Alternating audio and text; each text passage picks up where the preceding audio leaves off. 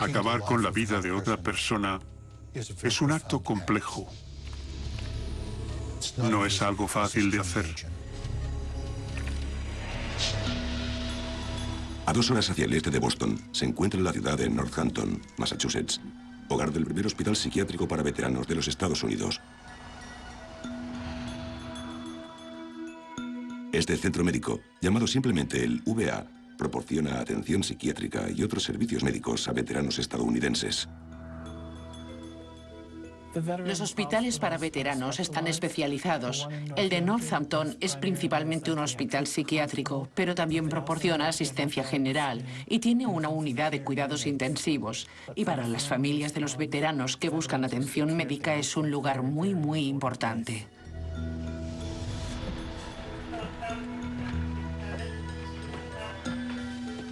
Ha sido un mes muy largo para Stanley Jagodowski. Este veterano de la Guerra de Corea ha sido paciente del Centro Médico para Veteranos en Northampton, Massachusetts, desde que le operaron en julio. A pesar de las complicaciones iniciales, el estado de Stanley mejora cada día. Aunque Stanley Jagodowski había estado enfermo, se estaba recuperando, por lo que sus médicos habían decidido trasladarlo a la unidad de residencia del Centro Médico para Veteranos. El único motivo por el que no se había producido el traslado era que todas las camas estaban ocupadas y no había sitio. En agosto de 1995, el ala C del VA es una unidad de atención a agudos de 26 camas situada en la segunda planta del hospital. No tenían opciones quirúrgicas, pero ante un ataque cardíaco o una diabetes, podían tratarte de forma similar a como lo harían en un hospital normal. Stanley Jagodowski sigue mejorando. Cuando 2 enfermeras del ala pasan a verlo a las 8:43 del 21 de agosto, está de buen humor.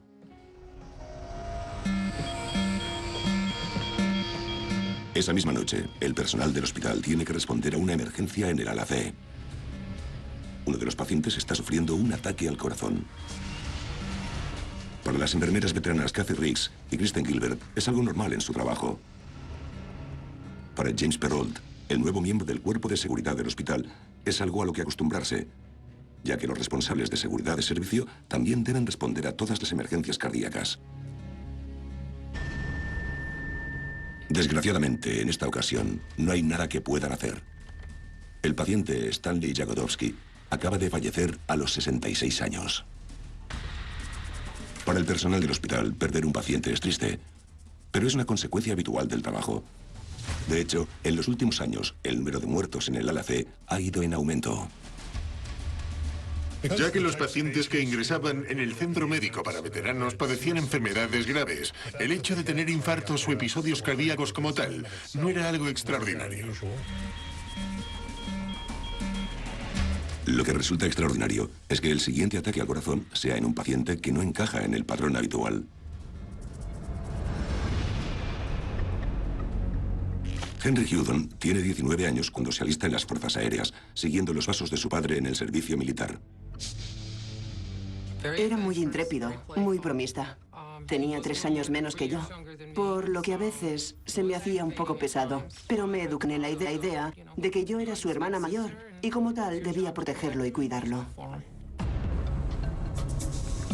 Se alistó en otoño de 1979. Fue al entrenamiento básico y luego al técnico. Y su primer destino fue en Inglaterra. Henry sirve como fisioterapeuta hasta la noche en que un oficial al mando le pide que ponga fin a una pelea en un restaurante de la zona.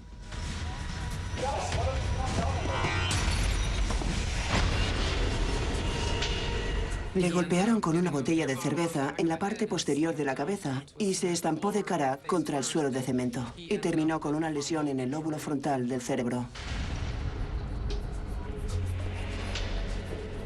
Fui a visitarlo cuando le dieron el alta en el hospital y ya me di cuenta de que su personalidad había cambiado completamente. No era la misma persona. Y a los 9 meses le diagnosticaron una esquizofrenia paranoide. Por una parte, era como volver a cuidar de un niño de nuevo, pero luego, en otras ocasiones, él oía voces, las escuchaba y se volvía muy agresivo y violento. Y a veces tenías que irte de casa para mantenerte a salvo. En diciembre del 95, Henry Hudon, de 35 años, es un paciente habitual del Centro Médico para Veteranos, donde recibe tratamiento.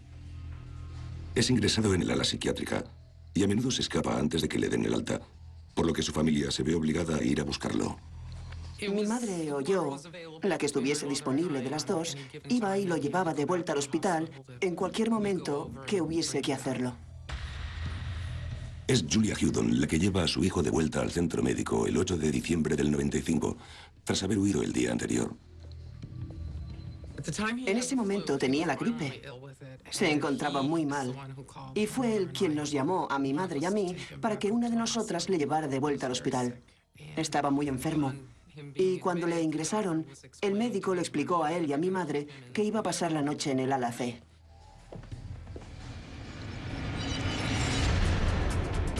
Pero algo en el ala C incomoda a Henry.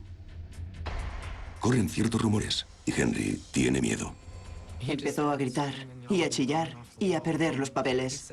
Dijo que el personal y los pacientes hablaban de personas asesinadas, personas que habían muerto allí sin motivo aparente en los últimos meses, y se puso histérico.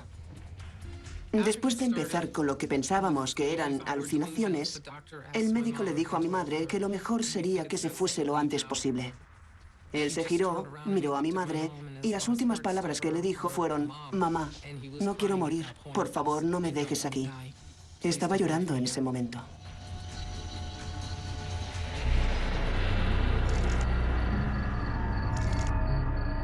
Esa noche, Julia Hudon recibe una llamada de teléfono. Un médico le informa de que habían perdido a su hijo. Como Henry tenía por costumbre dejar el hospital antes de que le dieran el alta, su madre se muestra más irritada que preocupada. Ella pensó que se había esfumado y dijo: «Vale, iré a su casa e intentaré convencerle para que vuelva». Pero el médico repuso que ya no estaba, que se había ido definitivamente porque había muerto. A partir de ese momento, mi madre no hizo más que llorar durante el resto de la noche. Estaba paralizada, no dijo ni una palabra.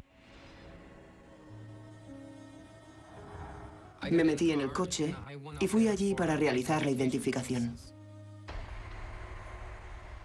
El personal médico informa a Christine de que su hermano entró en paro cardíaco unas horas después de ingresar en el ala C y que sufrió al menos 2 infartos más antes de morir a las 10 de la noche. Tras hablar con el médico, las palabras salieron de mi boca: «Quiero una autopsia». A lo que el médico repuso que no hacía falta, que no era necesario. Después de un tira y afloja, insistí en que era imprescindible. Tenía la gripe. No conozco muchos casos en los que entres en paro cardíaco 3 veces seguidas por la gripe. No tenía sentido. El personal de enfermería del Centro Médico para Veteranos accede. Se han percatado del número extrañamente alto de muertes por paros cardíacos en la unidad de cuidados intensivos del ala C. La pregunta es: ¿por qué? El Centro Médico para Veteranos de Northampton, en la zona oeste de Massachusetts, se ocupa de veteranos del ejército ya ancianos o enfermos. Muchos tienen un pronóstico grave, pero algunos han muerto de forma inesperada, como Stanley Jagodowski.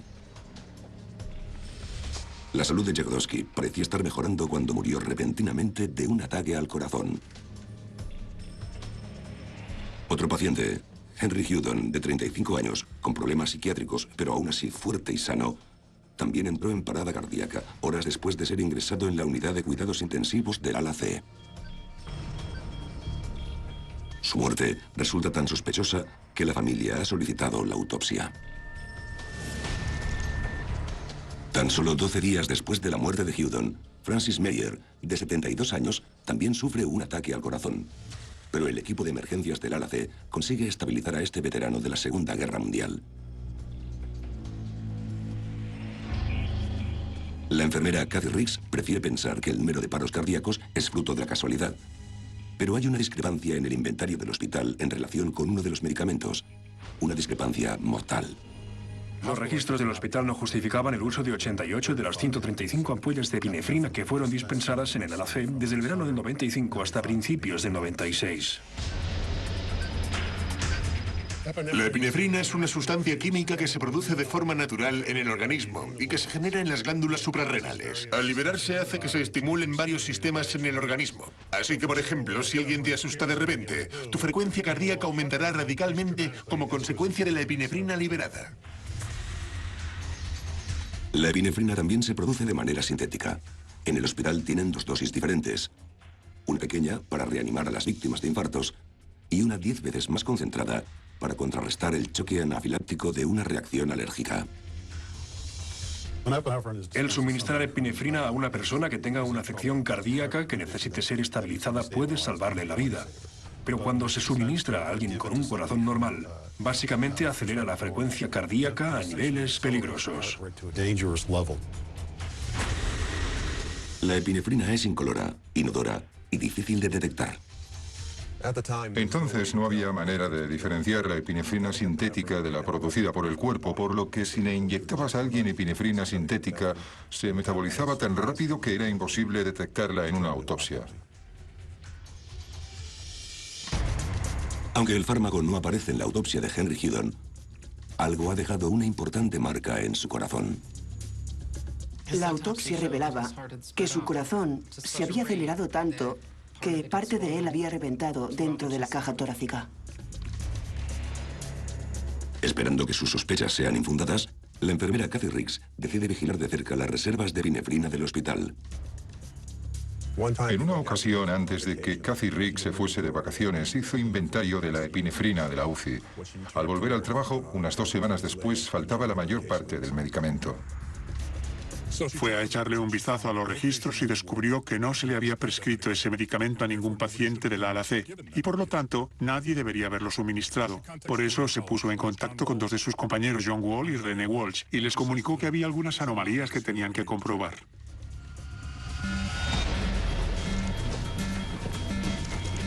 A finales de enero, el veterano del ejército Thomas Callahan entra en parada cardíaca tras quejarse de un dolor urente. Por suerte, la enfermera de guardia de la UCI, Kristen Gilbert, y su equipo de emergencias consiguen estabilizarlo.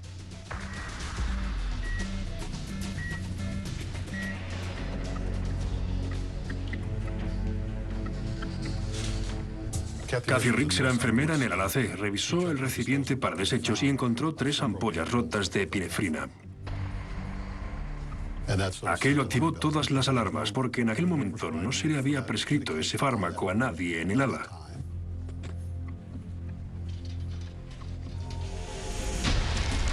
Solo 6 días después, el exmarine Michel Cascoun sufre 4 emergencias cardíacas en la UCI. Bonnie Bledsoe, una fisioterapeuta respiratoria de otra ala, debe acudir. Se había activado una serie de códigos en el ala C. Había una enfermera llamada Bonnie Bledsoe, que era asmática. Después del 3er código, mientras corría de un lado a otro del hospital, en un momento dado se encuentra o se tropieza con Kristen Gilbert y le dice: Chrissy, si hay un solo código más, voy a empezar a jadear de un momento a otro. Estaba preocupada por su salud. Entonces Gilbert mete la mano en el bolsillo de su bata, saca una ampolla de epinefrina y le dice: ¿Quieres un poco de epi? Esa misma noche, tras su 4º ataque al corazón, Michel Cascoun fallece. A principios de febrero del 96, unos terribles rumores resuenan en los pasillos del ala C. Los miembros del personal de enfermería han descubierto un patrón desconcertante que es difícil de ignorar y más difícil de explicar aún. Primero está la desaparición de la epinefrina del armario de los suministros médicos, un potente fármaco que aumenta rápidamente la frecuencia cardíaca.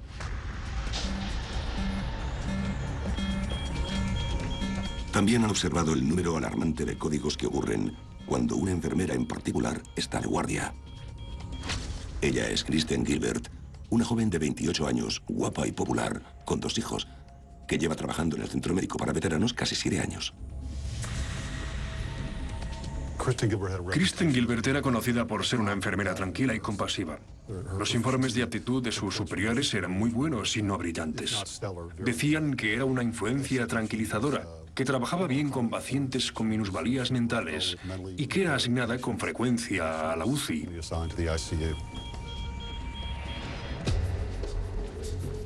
Es inconcebible para sus compañeros que Kristen pueda haber tenido algo que ver con las muertes en el ala C, pero la sombra de la duda persiste. Después de que Gilbert se uniera al turno de noche en el 91, el número de muertes se había triplicado y el número de muertes en el turno que había dejado volvió a niveles normales. Así que en el ala C empezaron a llamarla el Ángel de la Muerte.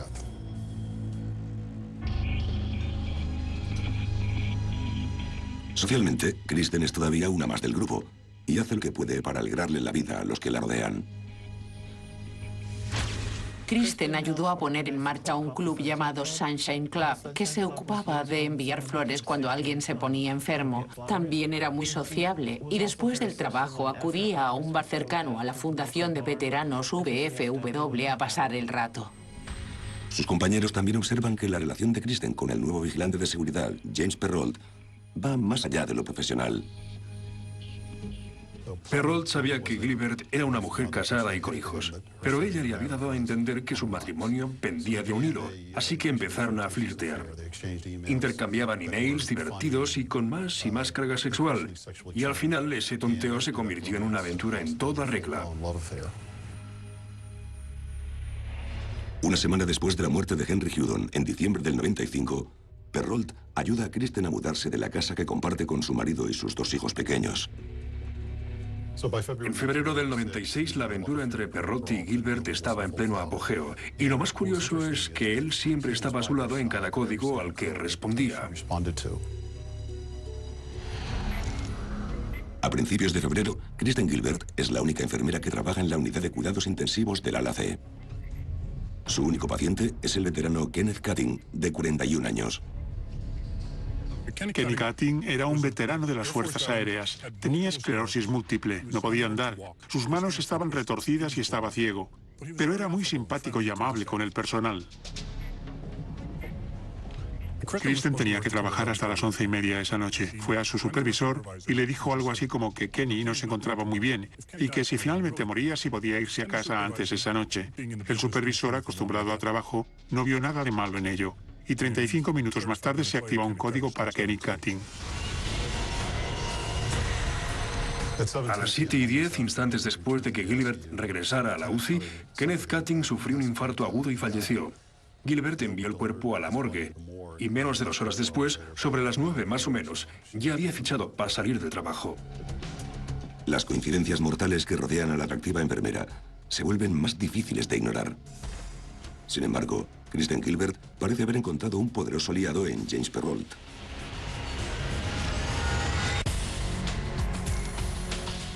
Cinco pacientes han muerto en misteriosas circunstancias en el ala de cuidados intensivos del Centro Médico para Veteranos de Northampton. El último es Ken Cutting, de 41 años, que fallece repentinamente por un paro cardíaco el 2 de febrero. Cuando unos mortales fármacos intravenosos comienzan a desaparecer, la atención se centra en la enfermera Kristen Gilbert, que está de guardia cuando ocurren todas las muertes. Cuando el anciano Edward Squire fallece de un ataque al corazón 2 semanas más tarde, la enfermera Kathy Riggs revisa el inventario detenidamente. El 15 de febrero, cuando Kathy Riggs estaba de guardia, fue a la UCI y contó 3 ampollas de epinefrina en el armario de medicamentos. El señor Squire fue ingresado más tarde en cuidados intensivos y luego se activó un código. Kathy Riggs respondió inmediatamente al código y fue directa al armario de las medicinas de la UCI, donde buscó las 3 ampollas de epinefrina que ya no estaban allí. Entonces, revisó el recipiente para desechos de las agujas y encontró 3 ampollas rotas. Kristen Gilbert era la única enfermera asignada a la unidad de cuidados intensivos en ese momento.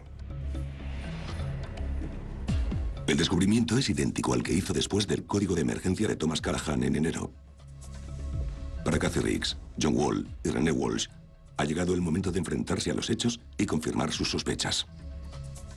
Obviamente tenían dudas sobre sus sospechas, y el motivo era que, como enfermeros profesionales bien entrenados, creían que la gente entraba en la profesión para ayudar, no para hacer daño.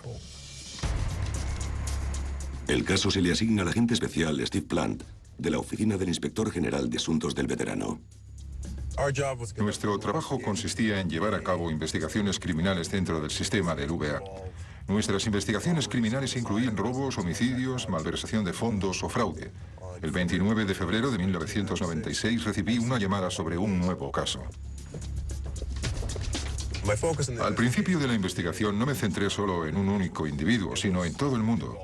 No sabía quién podía estar involucrado, por lo que decidí permanecer imparcial y dejar que las piezas del puzzle fuesen encajando donde debieran.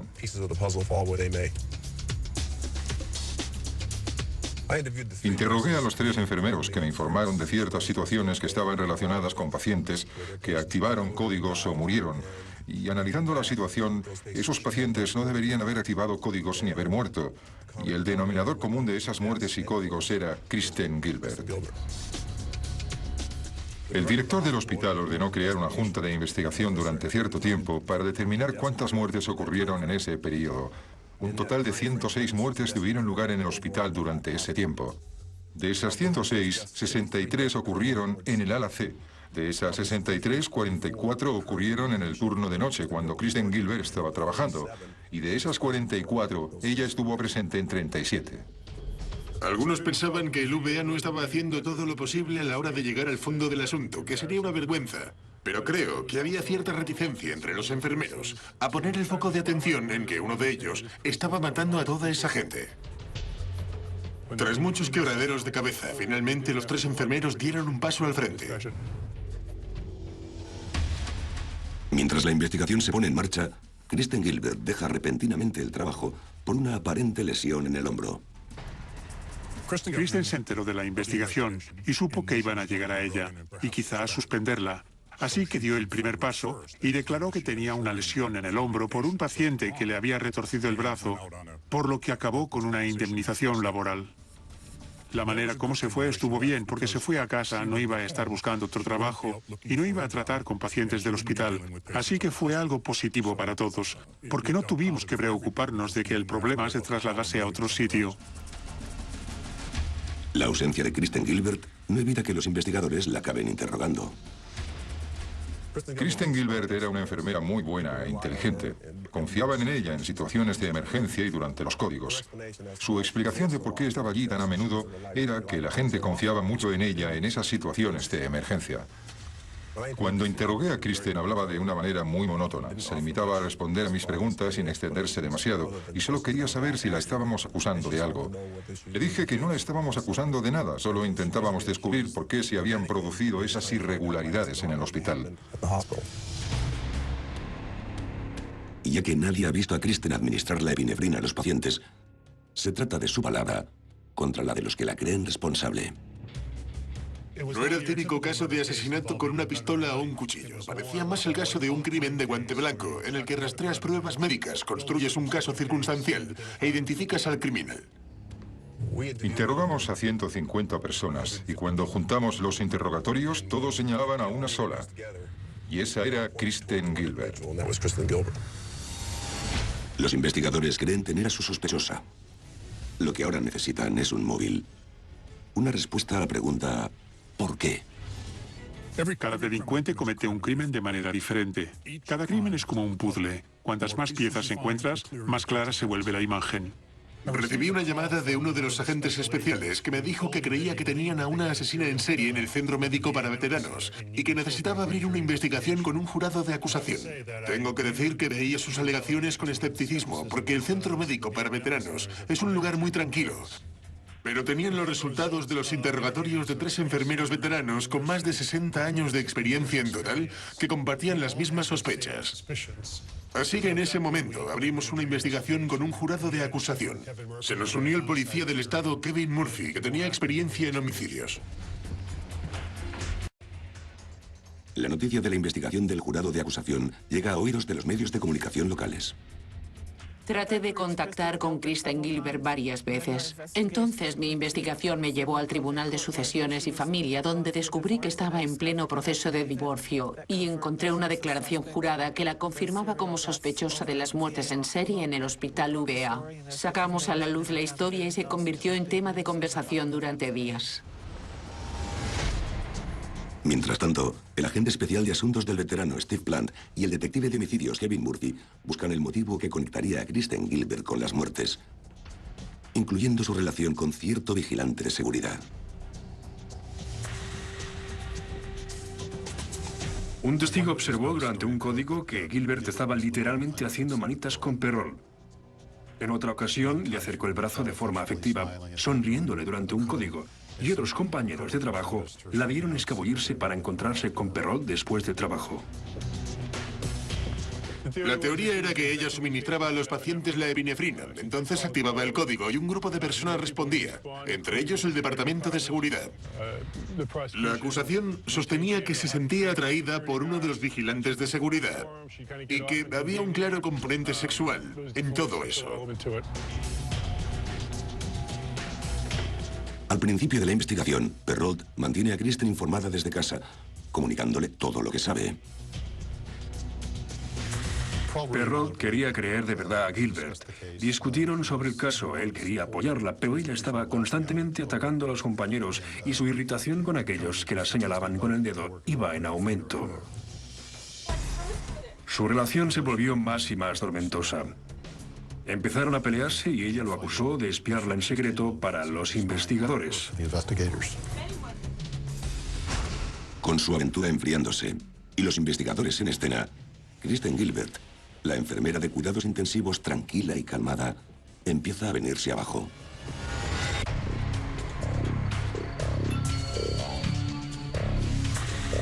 Cinco misteriosas muertes en el centro médico de Northampton, Massachusetts, han obligado al personal a afrontar sospechas sobre una popular enfermera, Kristen Gilbert. Con las autoridades analizando sus movimientos, Gilbert se vuelve agresiva, en especial con su amante, James Perrault. Estaba muy enfadada con James Perrault porque cooperaba con nuestra investigación y pensaba que no estaba de su parte.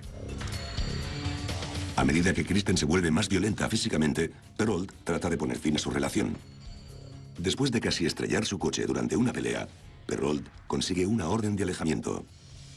Esto ocurre tan solo unos días antes de que los investigadores llamen a su puerta. Se mostraba cooperativo, pero cauteloso. Creo que estaba preocupado porque otros pudieran decir que había tenido algún papel en los crímenes o que estuvo involucrado de alguna manera. Así que tardó tiempo en creer que le veíamos como un testigo, y nada más. Le entregaron a Perrault una citación para el jurado de acusación y un ultimátum. Tienes que decidir en qué bando estás, porque si te quedas con Gilbert, no vas a tener trabajo cuando todo esto acabe. Los investigadores también hablan con el marido de Kristen, Glenn Gilbert. El marido nos dejó registrar la casa y encontré en la despensa un manual sobre venenos. No es nada raro encontrar un manual sobre venenos en casa de una enfermera, pero lo que era curioso es que había páginas con las esquinas dobladas. Uno era sobre el potasio y otra sobre la epinefrina. Gilbert les cuenta a los investigadores que poco después de que su mujer conociese a James Perrault, empezó a notar un sabor extraño en la comida de casa. El marido cuenta una historia de que una noche llega a casa y no se encuentra muy bien y su mujer decide llevarlo a urgencias, no al hospital de veteranos. Y una vez allí, encuentran que su nivel de potasio está bajo. Si le das a alguien un diurético, lo achacas y se lo pones en la comida, el nivel de potasio disminuirá. En una persona joven puede disminuir lo suficiente como para provocar un paro cardíaco. Glenn Gilbert también describe una noche en la que Kristen vuelve a casa de forma inesperada durante su turno, al parecer para tomarle una muestra de sangre. Le dijo al marido que antes de sacarle la sangre tenía que vaciarle la vena, así que le inyectó un fluido claro y casi inmediatamente empezó a perder el sentido hasta desmayarse.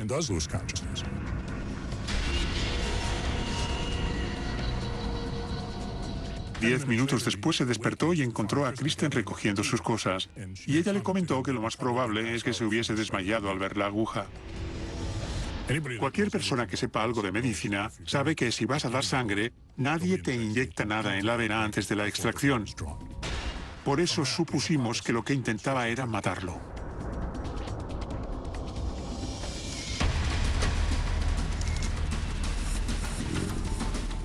En septiembre del 96, se decide que James Perrault comparezca ante la investigación del jurado.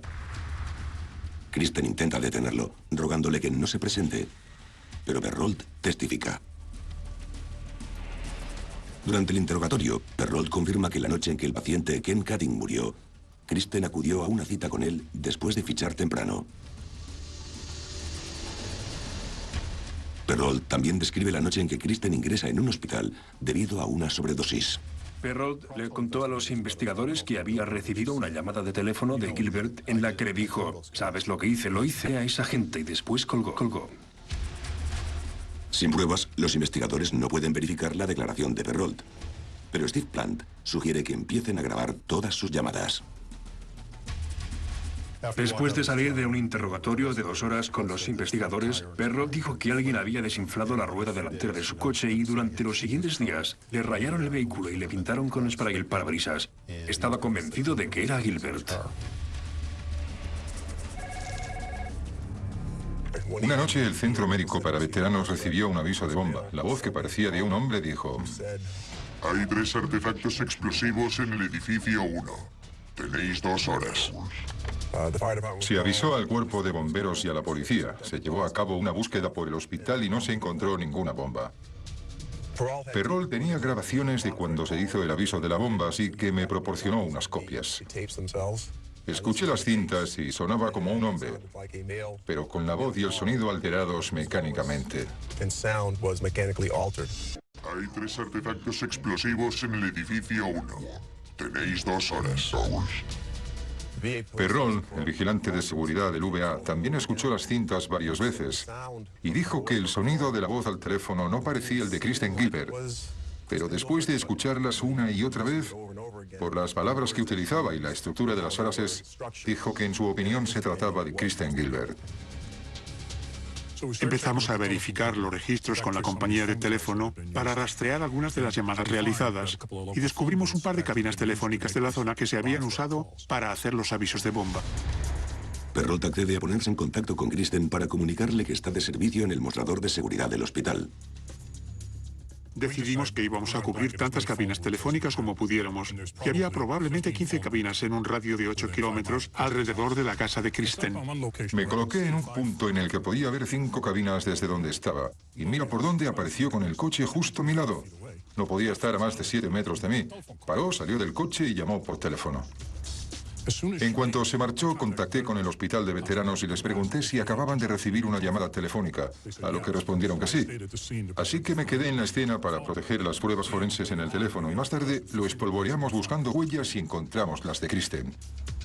No teníamos pruebas suficientes para arrestarla en ese momento, pero la causa probable era suficiente para pedir una orden de registro. Así que registramos su casa y encontramos un aparato similar comprado, pero no el mismo. Lo bueno de Steve Plant es que es uno de los mejores investigadores que he conocido en la vida. Está de camino a casa una noche y se dice a sí mismo: tengo que descubrir cómo consiguió esa mujer un aparato para alterar la voz. Fui a una tienda de juguetes y hablé con la jefa de ventas. Le pedí que me enseñara si tenía algún tipo de juguete que pudiese alterar la voz de una persona. Ella le habló al juguete y ralentizó su voz, y sonaba casi igual a la de las grabaciones del Centro Médico para Veteranos por lo de los avisos de bomba. Le pregunté si tenía alguna documentación relativa a la venta de esos juguetes durante la última semana y media. Volvió con unos documentos y uno de ellos era el recibo de una tarjeta de crédito firmada por Kristen Gilbert por la compra de ese mismo aparato. Recopilando todas las pruebas, teníamos el recibo y los aparatos que usó para hacer el aviso de bomba. Teníamos al policía Murphy, que la había visto hacer una llamada telefónica al Centro Médico para Veteranos. Y también teníamos a Bill Welch, que había cogido una de las cintas de los avisos de bomba, la había puesto en la grabadora a velocidad normal y se la había enseñado a Glenn Gilbert, que reconoció la voz en esa grabación como la de ella, la de su mujer, Kristen Gilbert.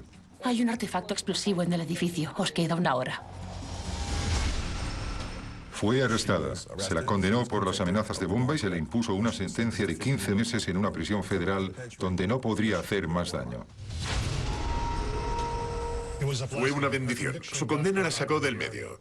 Kristen Gilbert había estado siguiendo la investigación y hablando con supuestos testigos, y estos estaban preocupados por las posibles represalias contra ellos. Así que, al quitarla del medio, los testigos estaban más comunicativos.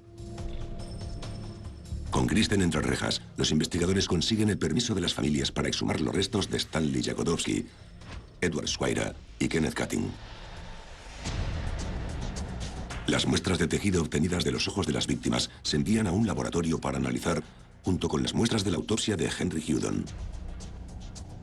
Hay un pequeño agujero en la parte de atrás del ojo que se convulsiona y cuando muere se evita que el fluido de los ojos se salga, así que se convierte en un excelente depósito de venenos. Pudimos recuperar el vítreo de las personas fallecidas y examinarlo con nuestros científicos, que descubrieron que el nivel de epinefrina era elevado. Nunca olvidaré la noche en que recibí una llamada a las 8 de un viernes para que fuera a la oficina del fiscal del distrito. Cuando llegué, el equipo de investigación al completo se encontraba allí.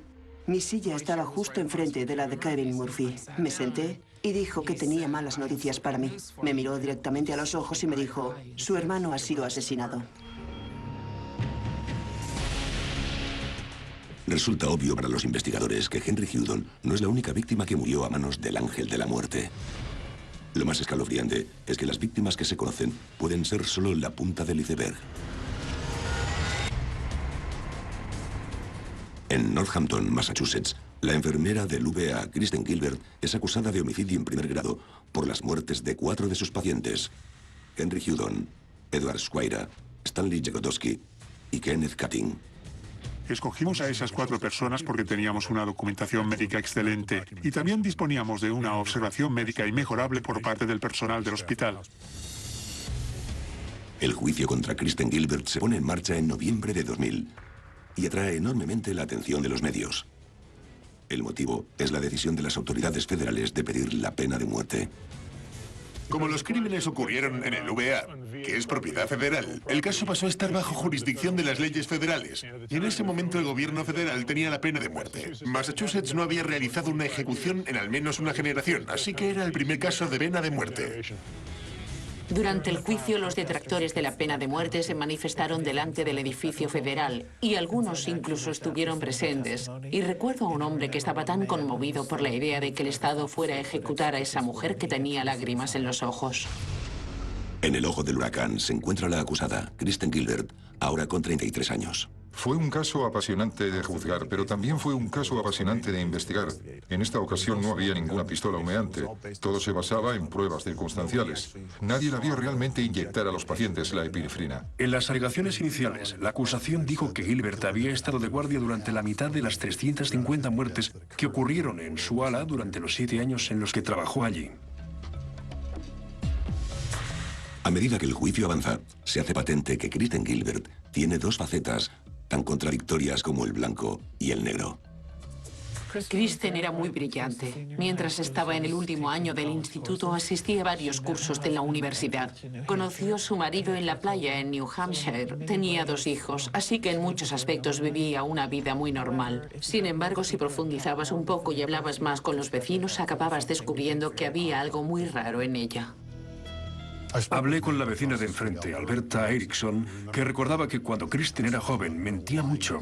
Alberta dijo que parecía inventarse las cosas sobre la marcha. Había una telenovela llamada Hospital General, y la vecina recordaba que el personaje favorito de Kristen en la serie era una enfermera llamada Amy, y Amy era un personaje maquinador, malvado y despreciable. Por lo que sus amigas le preguntaron a Kristen ¿por qué te gusta Amy? A lo que ella respondió que no lo sabía, pero que había algo en ella que la atraía. La acusación sostiene que Kristen Gilbert abusaba de los pacientes para impresionar a su nuevo amor, James Perrault, que se crecía con la energía y la excitación generadas por las emergencias cardíacas que ella misma creaba. El juicio duró 6 meses. Y yo estuve allí todos los días. No me perdí ni un día del juicio. Quería descubrir lo que le había pasado a mi hermano. Y fue muy emotivo. Había mucha gente con un montón de asuntos personales que salieron a la luz en el juicio. Un montón de detalles, cosas para las que nadie puede estar preparado. 2 de los testigos más dramáticos de la acusación son los hombres más cercanos a Kristen Gilbert. Su marido, Glenn Gilbert, y su amante, James Perrault. Ambos testifican que Kristen les confesó que había cometido los asesinatos. Aunque Kristen Gilbert nunca sube al estrado, la defensa presenta a su propio grupo de testigos y argumenta que no hay pruebas de que las víctimas murieran debido a las inyecciones de epinefrina que Gilbert les administró. Había 1 o 2 de sus compañeros que se resistían a creer que Kristen Gilbert hubiera intentado matar a alguno de sus pacientes. Creían que había muerto por causas naturales. El jurado no está de acuerdo. Tras 12 días de deliberación, declaran a Kristen Gilbert culpable de 3 cargos de homicidio en primer grado. El trabajo del jurado no ha terminado. Ahora deben decidir si Kristen vive o muere. Realmente creía que Kristen Gilbert merecía la pena de muerte. Es alguien que, a sangre fría, ha matado a muchos veteranos. Gente que luchó por este país para mantenerla a salvo, igual que al resto de los habitantes. Y me horrorizaba que alguien pudiera tener tan poco aprecio por la vida. Su abogado defensor alegó que el jurado no debía ejecutarla por el único motivo de que era madre, y así permitir que sus hijos un día se le acercaran y le preguntaran, ¿por qué? ¿Por qué lo hiciste? Esta vez, el jurado accede. Condenan a Kristen Gilbert a 4 cadenas perpetuas consecutivas y 20 años, sin posibilidad de libertad condicional. Toda mi gratitud hacia las 2 enfermeras y el terapeuta ocupacional que dieron la voz de alarma. Tenían sospechas sobre lo que hacía y prestaron atención. Y descubrieron que eso era justo lo que estaba haciendo. Y si nunca hubieran acudido a las autoridades, no sé si se habría celebrado el juicio. Y sin juicio, nunca la habrían condenado. Todo partió de ellos, al dar un paso adelante y de sus testimonios. Algunos psicólogos y psiquiatras dicen que lo que Kristen tenía era una especie de síndrome de Munchausen, en el que ponía a los pacientes en una situación de código para luego estar allí con el desfibrilador y traer al paciente de vuelta, lo que la convertía en la heroína, nutriéndose de esa veneración al héroe. Creo que es algo muy cierto que no puedes acabar con la vida de otra persona si la consideras un ser humano. Añadiría que probablemente también es cierto que no puedes sentirte humano mientras le quitas la vida a otra persona. Aunque solo se la acusó de 4 cargos de homicidio y 2 cargos de intento de homicidio, la acusación especula que pudo haber matado a más de 40 personas y haber sido la asesina en serie más prolífica en la historia de los Estados Unidos.